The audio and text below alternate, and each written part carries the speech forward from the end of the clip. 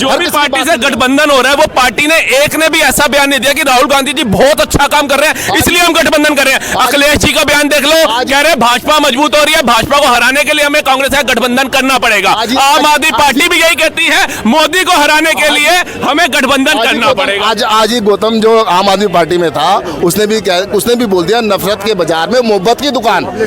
नफरत के बाजार में मोहब्बत की दुकान सिर्फ एक ही बंदा कर सकता है, वो है राहुल गांधी। और उसे साबित कर दिया है और हर किसी का जनप्रिय नेता बनने वाला है। ये बात सच्चाई है, लिख लो आप। भाई साहब, मोहब्बत की दुकान, जो कश्मीर में सेना को पत्थर मरवा रहे थे उनके साथ गठबंधन करूंगा और मरवा रहे थे, दुकान इनके कहने पे मरवा रहे थे। इन्होंने देखा मुख्यमंत्री कौन था? आज से पहले दोनों बहन भाइयों को बर्फ में घूमते देखा था। मोदी जी की 370 इनका 24 नहीं पहुंची, प्रियंका गांधी कन्नौज नहीं पहुंची, संदेश खाली में नहीं पहुंची। ये मणिपुर क्यों नहीं जा रहे हैं लोग? ये मणिपुर क्यों नहीं जा रहे हैं? मोदी जी मणिपुर नहीं जा रहे, गलत है, वो नहीं जा रहे। लेकिन पूरा विपक्ष, ममता बहन जो डॉक्टर के घर में बात करो, आप तथ्यों पे बात करो। डॉक्टर सड़कों पे आपसे कोई बात होती है आप घुमा फिरा के दूसरी जगह लेके चले आते हो। मणिपुर 5 साल से लेकर 50 साल तक के बूढ़े को बता दिया मणिपुर एक जगह जहाँ बहनों के साथ दुष्कर्म हुआ। हम निंदनीय बात करते हैं, लेकिन क्या उस विपक्ष को ममता बहन नहीं दिखी डॉक्टर? वो बंगाल में संदेश खाली नहीं, तो अभी भी दिखाई नहीं दे रहा, अभी तक आग में चल रहा है, पर उनको दिखाई नहीं दे रहा मणिपुर में क्या हो रहा है। मणिपुर के अंदर सोशल मीडिया बैन हो गया क्या? आजकल वीडियो नहीं आ रही है कि जिस तरीके से विनेश फोगाट और बजरंग पुनिया कांग्रेस का हाथ थाम रहे, क्या इससे फायदा होने वाला कांग्रेस का चुनाव में? बिल्कुल फायदा होने वाला है। देखिए पहलवान लोगों की आवाज, वहाँ की बेटी है और एक किसी राज्य की बेटी है, उसके साथ दुराचार हुए, उसके साथ गलत चीजें हुई है। उसको एक बार तो उसको जो फेडरेशन में क्या होता है, जब आप कुश्ती लड़ने के लिए जाते हैं पहले आपका ट्रायल होता है। इवन उसको ट्रायल के लिए भी उसको डिस्क्वालीफाई करने के चक्कर में थे लोग। फेडरेशन इनके हाथ में मुट्ठी में है। वो पहले देखो किसी भी आप ओलंपिक के लिए बड़ी जगह, एक बार सुन लो पहले आप सुन लो पहले आप बड़े स्केल पे जाते हो। जब आप किसी उसके लिए क्वालिफाई करते हो तो क्वालिफाई स्टेज पहले इधर होते हैं, उसके बाद फिर आप आगे जाते हो। वो फेडरेशन, उसको पता है फेडरेशन ऐसी है, मुझे आगे जाने नहीं देंगे। उस लड़की का बलिदान देखो, 53 पे लड़ती 50 किलो के वेट में लड़ी है, उसने अपना कितना वजन कम करा है। इनको क्या पता कि भाई साहब बहुत बलिदान देना पड़ता है, हंसने से कुछ नहीं होता है। छोटी सारी समझी के तहत उनको बाहर कर दिया, बाहर का रास्ता दिखा दिया गया था। क्या दोबारा बोलिए? आप कह रहे हैं कि एक सोची सारी साजिश के तहत उनको बाहर का रास्ता दिखा दिया। बिल्कुल सच्चाई है, बिल्कुल सच्चाई। उनका काम ही यही था, उनका काम ये था, उसने मेहनत करके लड़की ने वहाँ पे क्वालिफाई करा, ओलंपिक के लिए क्वालिफाई करा। और इससे पहले जो क्वालिफाई स्टेज के अलग अलग देशों के अंदर जो उनका ट्रायल होता है वहाँ पे पास होकर के उसने ओलंपिक के लिए क्वालिफाई करा। ठीक है, हरियाणा इलेक्शन की हम बात करते हैं। हरियाणा इलेक्शन में लोगों तो कांग्रेस का हाथ तो थाम लिया, उसके बाद से जिस तरीके से तस्वीरें आ रही है, सोशल मीडिया पे ट्रेंड कर रहा है कि कांग्रेस पार्टी जीत दर्ज करती हुई दिखाई दे रही है बजरंग पुनिया के साथ और विनेश फोगाट के साथ। बिल्कुल उनको आना चाहिए, बिल्कुल अपनी बात को रखने के लिए पूरा आना चाहिए। उनका आने का बिल्कुल उनका हक है, उनका आने का। जब तुम्हारी बात कोई सुनता नहीं है तो तुम्हें अब ये क्या नेता इसमें आप पार्टी में आकर के अपनी बात लगता है कि नहीं, आपको लगता नहीं कि ये लोग खिलाड़ी थे तो खिलाड़ी तक चीजें सीमित रहती, इनको किसी राजनीतिक पार्टी का सहारा नहीं लेना चाहिए? देखिए बहुत सारे खिलाड़ी है जो राजनीति में आए हैं। आप इसकी बात तुम्हारा विक्रम राठौर जो सॉरी दिमाग से उतर गया, शूटर जो था वो भी तो राजनीति में आके, राज्यवर्धन राठौर जो जिसने स्वर्ण पदक बहुत सारे आए। तो भाई तो इसमें कोई नई बात तो है नहीं, उनको पता है यहाँ पे नहीं है तो हम आगे देश को किस तरीके से यहाँ पे गौरवान्वित करें, देश को आगे जाके और गौरवान्वित करें देश को। बीजेपी ने 67 सीटों पर टिकट बांटा जिस तरीके से, उसके बाद से इस्तीफे की मांग होने लगी। ये सच्चाई है, कैसे किस चीज की मांग होने लगी? 67 सीटों पे बीजेपी ने हरियाणा में टिकट बांटा, उसके बाद से कई लोगों ने इस्तीफे देने की। देखिए ये तो राजनीति है, मुझे टिकट नहीं मिलेगी, इन भाई साहब को मिल जाएगी। मैं कहूंगा यार मैं तो इतना जाबर कार्यकर्ता था, इतनी मेहनत करी पार्टी के लिए, मुझे टिकट नहीं दे रही।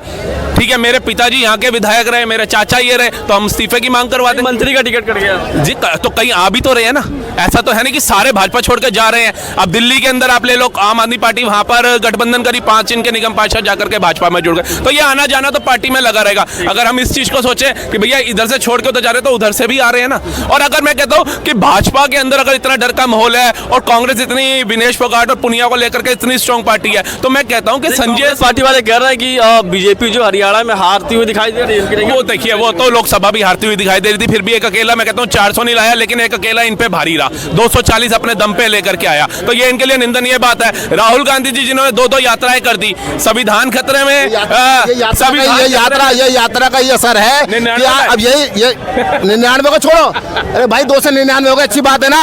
तुम्हारे हंसने से कुछ पहले तो पहले अपने आप को भी देखो, आप भूतकाल में जाके देखो कितने थे, 2 सीटें थी तुम्हारे पास, मेहनत करके आगे बढ़े हो, मेहनत करके आगे बढ़े हो। अब दोबारा से देख लो, कांग्रेस आएगी, बिल्कुल आएगी, पूरे बहुमत से। और अभी तो नारा लगाते थे 400 पार, 400 पार। एक अकेले राहुल गांधी ने पूरे सत्ता को हिला के रख रखा है। सिर्फ क्या, आम जन के साथ जुड़ के, हर किसी की बात सुन के, छोटे से लेकर बड़े आदमी सब जगह जा करके हर जगह अपने आप को पेश करा उसने। सर, जो भी पार्टी से गठबंधन हो रहा है, वो पार्टी ने एक ने भी ऐसा बयान नहीं दिया कि राहुल गांधी जी बहुत अच्छा काम कर रहे हैं इसलिए हम गठबंधन कर रहे हैं। अखिलेश जी का बयान देख लो, कह रहे भाजपा मजबूत हो रही है, भाजपा को हराने के लिए हमें कांग्रेस से गठबंधन करना पड़ेगा। आम आदमी पार्टी भी यही कहती है, मोदी को हराने के लिए हमें गठबंधन करना पड़ेगा। आज ही गौतम जो आम आदमी पार्टी में था, उसने भी बोल दिया, नफरत के बाजार में मोहब्बत की दुकान, नफरत के बाजार में मोहब्बत की दुकान सिर्फ एक ही बंदा कर सकता है, वो है राहुल गांधी। और उसने साबित कर दिया है, और हर किसी का जनप्रिय नेता बनने वाला है। ये बात सच्चाई है, लिख लो आप। भाई साहब, मोहब्बत की दुकान, जो कश्मीर में सेना को पत्थर मरवा रहे थे, उनके साथ गठबंधन करूंगा और मरवा रहे थे, इनके कहने पे मरवा रहे थे। इन्होंने देखा मुख्यमंत्री कौन था? आज से पहले दोनों बहन भाइयों को बर्फ में घूमते देखा था। मोदी जी की 370 था।